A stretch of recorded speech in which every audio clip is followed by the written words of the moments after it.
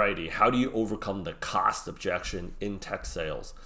So you have a superior product, but the problem is you're right now at the point where you can get the close, you can taste the commission check, but at the very last minute, we're in a very cash conscious, cost conscious environment right now in the market, and they're saying, well, you know what, it's too expensive. How do you go ahead and overwork that situation? Let me go ahead and give you a few tips. Number one is you need to do a better job of explaining the value proposition. And the way that you're going to go ahead and do a better job explaining the value proposition is by first understanding what is it that they need your software product to go ahead and do. I often say this in all of my videos. When you're selling software, when you're selling technology, you are selling a solution that's helping them make more money, save more time. They either already have it or they don't. But it's the same, like if they don't have something, they still need time, energy, and effort to implement that software product into their business. If they have it, it's even worse because they have a live business operation going on, and now they got to migrate that data while they're still utilizing, let's just say in this case, I always like to reference CRM because it's one of the most popular software products to be sold out there. While you're trying to convince them to utilize a different CRM, they still need to use that CRM because they have a live operation going and they need to migrate all of that data. And now they're kind of paying for like two rents at the same time, right? And they're paying for the migration work, which nobody wants to do, nobody wants to be a part of. So you got to have that empathy for them. So how do you get it out of them? I'm going to go ahead and tell you this. Number one, find out how do they use their existing product. Yes, cost is a factor, but you can't look at it as like, oh, you're paying for this software product for this amount of money a month. We're cheaper, buy us. Have you factored in the amount of hours that they need to spend along with energy and effort and the opportunity cost that they're chucking out the window because they're spending time on this one priority versus working on another priority? And this doesn't make them immediate money. This saves them money. This might save them some time, but none of that impact is going to be immediate. And in the long run, who knows? They get better data. They might go out there and make more money. And I'm just referencing a CRM product. But at least for the next 30 days, they're taking a hit. And you need to have that empathy. And the people that don't have that empathy for their customers, what the customer isn't going to tell you is like, you're not listening to me. You're just trying to make money off of me. And if you're not listening to me, that means you don't care about me.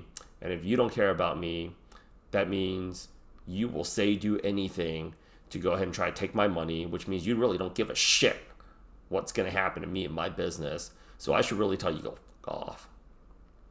Yeah. And you just sound like everybody else out there. So why don't you do me a favor and get the fuck out of my face? That's actually what they really want to say. But, they're just going to say, oh, yeah, I want to think about it some more because, most people want to be polite. But what's going to happen to you? You spent all those months sending emails, making calls, drafting proposals, maybe liking their posts on LinkedIn, and all of that went to waste because not your fault, but your manager didn't give you better training and didn't give you better framework to actually close this person. That's a problem. That's why you need to call us so we can get you a better job. Okay? So you need to go ahead and let them know, all right, there is the cost, and yes, you're paying, let's just say, like, you're paying $100 a month, right? And we're only asking for $30. And if it's just like, well, yeah, I'm saving $70, and you needed to do 1, 2, 3, 4, and 5, well, we do 1, 2, 3, 4, and 5, except you're saving $70. But how much time and money am I losing while I'm migrating all of my data over? I got to think about that because I got other shit I got to worry about. And beyond that other shit I got to worry about, I have other shit I have to worry about, and other shit I have to worry about, and other shit I have to worry about.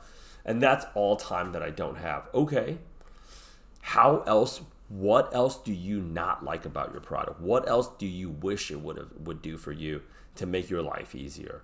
What do you spend when you utilize this product? What do you spend how do you use it? What do you want out of it? What do you wish it would do? Right? And you got to go ahead and tell them, like, you're not just buying. If I told you that you're getting burger, fries, and the shake for $100, and we offer the same burger, fries, and shake for $30, and it's the same meat quality, we get our bread from the same baker, we cut our potatoes with the same and we fry them in the same fryer with the same type of oil, and the shake is made from real ice cream. If all things are the same, if I'm still eating that one burger that's $100 a month, I'm most likely going to stick with it, tell you the truth, because I feel like there's so much trouble switching over. Now, if I feel like I'm getting 2 or 3 burgers, 2 more fries, and on top of a shake, I get a Coke, and I get a water bottle, and I get a toy. Well, all of a sudden, it's just like I'm getting so much more. So even when the cost is cheaper, the point that I'm trying to illustrate to you guys is this: even when the cost is cheaper, people just don't jump ship. So when your cost is more expensive, you gotta definitely pile up more. But that's not enough. A lot of times people say, but we do this. How does that relate to me? You have to create the problem, and then you have to offer the solution. So what do you wish your CRM would do for you? Well, I wish I would be able to get more data in real time faster. Like, who are my customers? How often are they buying? Where are they located? What are their ages? Okay. Why can't you do that with your product right now? Well, number one, it's very complicated. Number two, I have a CRM developer, but that person has other clients, so they're not an employee of mine. Okay, let me show you how effortless it's going to be to create those types of reports. In fact, I want you to consider me your new CRM developer. Sometimes you have to add in that extra touch of service, right? Sometimes people, like, what they really need is just to know somebody gives a shit. They got to feel that what they're getting, even when they're getting something cheaper, if it's of equal value in terms of, like, you need to do these 5 things, we have these 5 things. No, it doesn't even work out that way. You need to let them know that it does all this other stuff, but you need to tell them why that stuff matters, and not what you think matters to the client, but what actually matters to them. And also let them know you're going to stick around. If they're paying more money, they got to know why they're getting, like, what is it that they're getting so much extra, and actually come through for them. I think tech sales, a lot of the people that I see, they're so transactional, and they forget that we're dealing, at the end of the day, people are doing business with people, that if you want to go ahead and sell higher ticket and close bigger deals, you have to make it more of a relationship and let them know, like, this is a deal between Jeff and Rich. This isn't a deal between company A and company B. Like, I would go ahead and I would do this for you. And this comes from how professional you are as a salesperson. If you're taking a look at it as something that's very transactional, like, my time is valued at this, I'm here to deliver this, I delivered it, and unfortunately you have to take that up with the customer success department. Let's see how far you go. I've seen some people get pretty far, honestly, but in the long run, not really. But if you actually go the extra mile for them, then you'll develop a reputation for being extraordinarily different, and you'll actually be amazed how many referrals you get, because I can't imagine people liking making cold calls for the rest of their life. If this is not the mindset that you have, and the fact that you even have to watch these videos is a huge cause and concern for me, this is why you need to schedule a call with us to get you into a better company. The majority of companies out there, I'm not going to say like they're good or they're bad, they're just ineffective at training salespeople.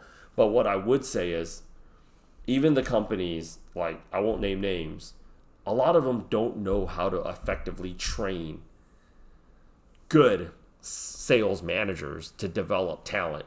And if that's the case, you're kind of wasting your time, because there's a ton of other companies that are, and we work directly with a lot of them. Schedule a call with us so we can let you know how it is that we can help. All right. My name is Rich with Elevate. Please subscribe to our channel if you found any value in this. Looking forward to speaking with you very, very soon.